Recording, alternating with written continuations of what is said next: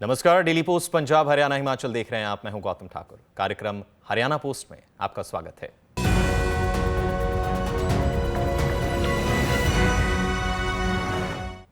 देश के प्रधानमंत्री नरेंद्र मोदी की ओर से उनकी महत्वाकांक्षी योजना मिशन कर्मयोगी को कुछ समय पहले लॉन्च किया गया था और इस योजना का मुख्य मकसद है नैतिक शासन को विकास पूरे देश के अंदर जो है वो करना। और इस मिशन कर्मयोगी योजना को लागू करने वाला हरियाणा अब पहला राज्य बन गया है, क्योंकि हरियाणा में भी मिशन कर्मयोगी की शुरुआत कर दी गई है और इसके तहत राज्य के सिविल सेवाओं से जुड़े 3 लाख अधिकारी व कर्मचारी लाभान्वित होंगे और साथ ही साथ ट्रेंड भी।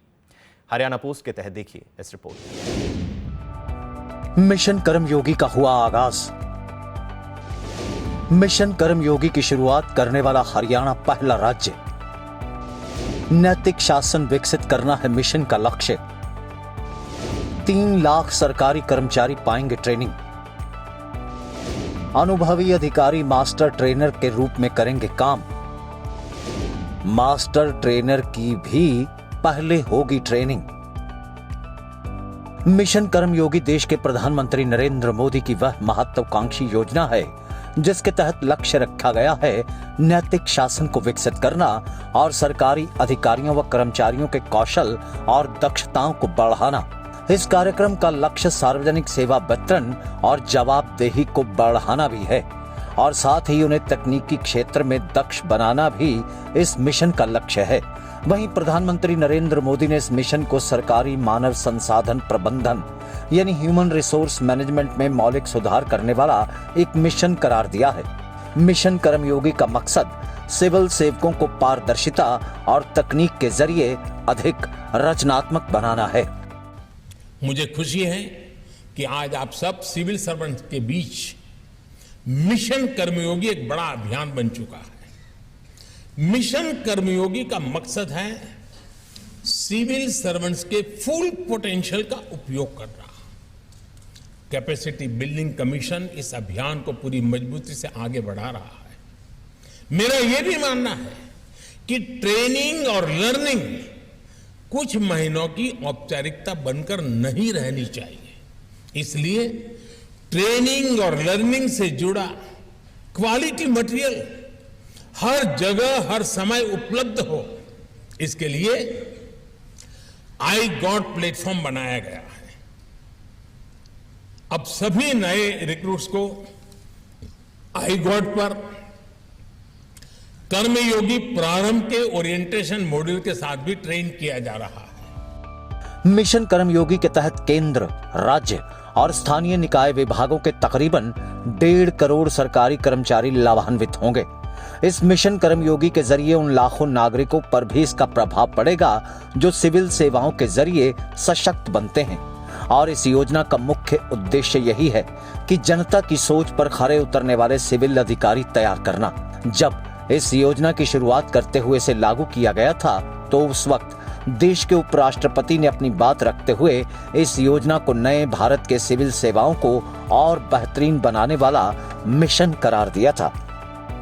Mission Karmyogi, a national program for civil service capacity building launched in September 2020, is turning out to be a game changer, shaping future-ready civil service with the right attitude, skill and knowledge aligned to the vision of New India.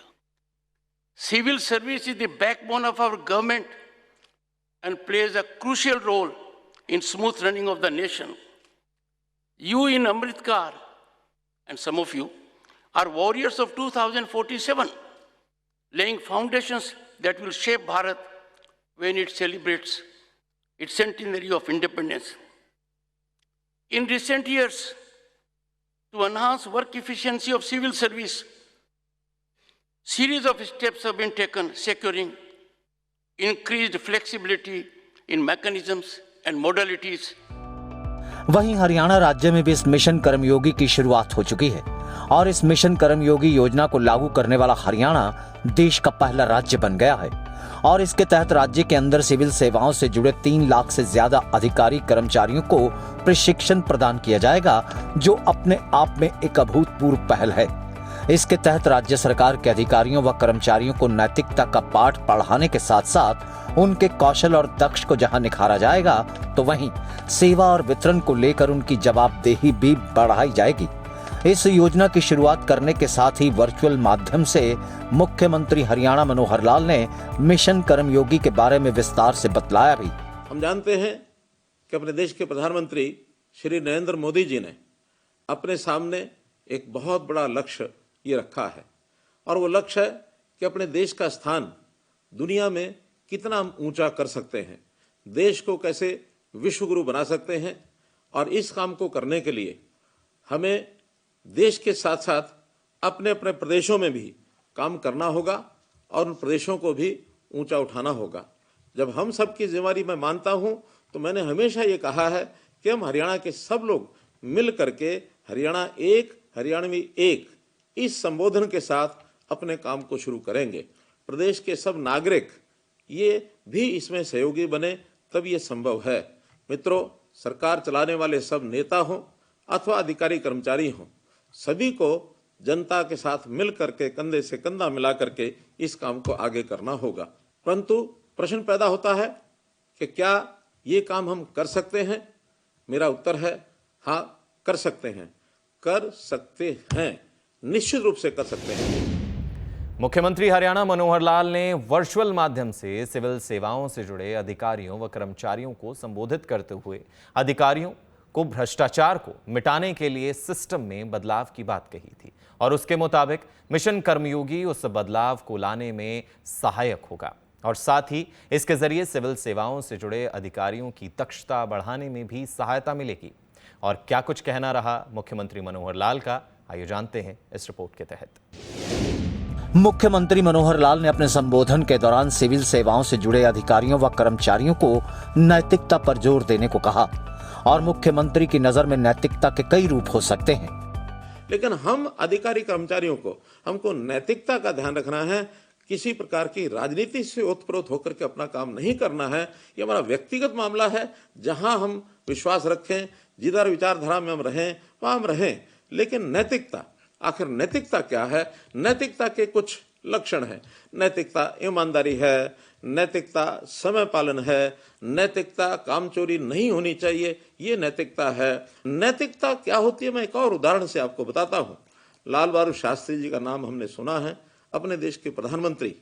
जब वो स्वतंत्रता आंदोलन के समय jail में गए थे, jail के अंदर जाने के बाद परिवार की देखभाल करने के लिए उस समय कुछ संस्थाओं के जिम्मे लगाया जाता था, और उन संस्थाओं को कहा जाता था कि ये परिवार की सेवा के लिए, परिवार के गुजारे भत्ते के लिए कुछ राशि दे करके आनी है।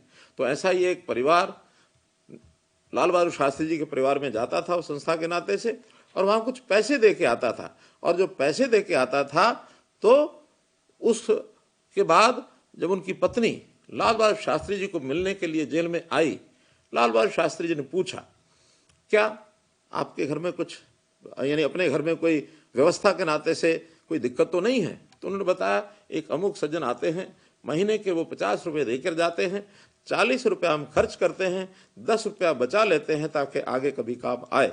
शास्त्री जी ने सुन लिया। शास्त्री जी ने सुनने के बाद और अपनी पत्नी को तो कुछ नहीं कहा, लेकिन जब वो संस्था के व्यक्ति वो जब जेल में मिलने उनको आए, तो उनको बुलाकर शास्त्री जी कहते हैं, आपका बहुत बहुत धन्यवाद है कि आप हमारे घर में 50 रुपये महीने का दे के आते हैं, लेकिन मेरा एक निवेदन है कि अगले महीने से आप 50 रुपये ना दे करके आए, आप केवल 40 रुपये दे के आए, क्योंकि मैंने पता कर लिया है मेरे परिवार का गुजारा 40 रुपये में हो जाता है। अब ये है नैतिकता। मिशन कर्मयोगी के तहत सिविल सेवाओं से जुड़े अधिकारियों और कर्मचारियों को प्रेरित भी किया जाएगा, ताकि वह कुछ रचनात्मक योजनाएं बनाते हुए या कोई विशेष तरह का काम जिससे प्रदेश की जनता को लाभ पहुंचे, ऐसे कामों की रूपरेखा तैयार करेंगे। कैसे कर्मचारी अधिकारी सक्षम बने, कैसे उसकी क्रिएटिविटी और इनोवेटिव ये विचार उसके मन में आए, नया क्या कर सकते हैं, ये उसके मन में हमेशा रहना चाहिए। उसकी प्रोडक्टिविटी कैसे बढ़े, प्रोएक्टिव होकर के कैसे काम करें। हमने हरियाणा में बहुत से काम किए हैं जो एक प्रकार से एकदम क्रिएटिव हैं, एकदम इनोवेटिव हैं। उदाहरण के तौर पर परिवार पहचान पत्र, ये हमारा एक इनोवेटिव आइडिया है। हम इस प्रकार से प्रोएक्टिव होकर के लोगों को जो सेवाएं देते हैं वो प्रोएक्टिव होकर के देते हैं। ये सब काम हमारे लिए क्षमता के वर्धन का एक प्रोग्राम है। मूल्य आधारित हमारा आचार व्यवहार हो, आदर्श कैसे स्थापित हों, और ये सब चीज़ें आगे हमको बढ़ानी है। ये नहीं है कि आज हम नई कोई आदर्श स्थापित कर रहे हैं अथवा मूल्य बना रहे हैं। वास्तव में ये समाज के अंदर या किसी व्यवस्था में पहले से बने हुए थे, लेकिन समय के साथ साथ ये सब कभी कभी दबते हैं, कभी कभी उनको उजागर किया जाता है, कभी कभी नए मूल्य भी समय के साथ बनते हैं। तो इन सब चीज़ों को पहचान करके, जान करके, और हमको अपनी जिम्मेदारी को एक प्रकार से निभाना होगा, और हम इस नैतिकता को आगे बढ़ाएं, यही हमारी एक प्रकार से जिम्मेवारी है। वहीं सरकारी ओहदे पर बैठे अधिकारी और कर्मचारी, जिनके पास लोग अपना काम करवाने के लिए पहुंचते हैं, और ऐसे में यदि अधिकारी काम करवाने के लिए पहुंचे लोगों के प्रति करुणा और सहानुभूति का भाव रखते हुए काम को अंजाम देंगे, तो इससे काम करवाने के लिए पहुंचा शख्स तो प्रभावित होगा ही, साथ ही अधिकारी या कर्मचारी को भी बेहद सुकून का एहसास होगा। करुणा और सहानुभूति ये एक दूसरा फैक्टर है। आखिर किसी व्यक्ति का जिसको किसी के लिए काम करना है, उसके प्रति यदि हमारे मन में कोई करुणा का भाव नहीं होगा, सहानुभूति नहीं होगी, तो हम प्रभावी ढंग से काम भी नहीं कर पाएंगे। जब पहले पहले नौकरी में नहीं थे, तब हमारे मन में क्या विचार थे, तब आज से भिन्न विचार थे, अलग विचार थे। हमको भी ये तकलीफें शुरू में ध्यान में आती थी, और जब हम नौकरी में आए हैं, जब सरकारी नौकरी में आ गए, तो आज परिस्थितियां बदल गई हैं, और इस बदली परिस्थितियों के अंदर हम सोचते हैं कि अव्यवस्थाओं को कैसे ठीक किया जा सकता है। सरकारी व्यवस्था, तरीके और सोच, ये सब के सब सामने वाले की तकलीफ को ठीक करने के नाते से हमको बनाने होंगे। एक बार मेरे मन में जो विचार आता है उसको कैसा मैं पूरा करूं। कभी विचार आता था कि मैं एक बार सरकारी सर्विस में हो जाऊंगा तो कुछ बन जाऊंगा, तो सब कुछ बदल दूंगा। ये बड़े विचार मन में उस समय आते हैं, लेकिन क्या उन विचारों को पूरा करने के लिए आज उस दिशा में कुछ काम कर रहे हैं क्या? हमें सोचना चाहिए, उस दिशा में काम करके हमको आगे बढ़ना चाहिए। मुख्यमंत्री ने सिविल सेवाओं से जुड़े अधिकारियों और कर्मचारियों से इस बात का आह्वान भी किया कि हमें भ्रष्टाचार रूपी गंदगी में नहीं फंसना चाहिए, क्योंकि हमें काम के बदले जो पैसा सरकार अदा करती है वह पर्याप्त मात्रा में दिया जाता है, लेकिन हमें सिस्टम को ठीक करने के लिए सहयोग देना होगा, और भ्रष्टाचार से न सिर्फ खुद को बचाना होगा बल्कि दूसरों को भी भ्रष्टाचार करने से रोकना होगा।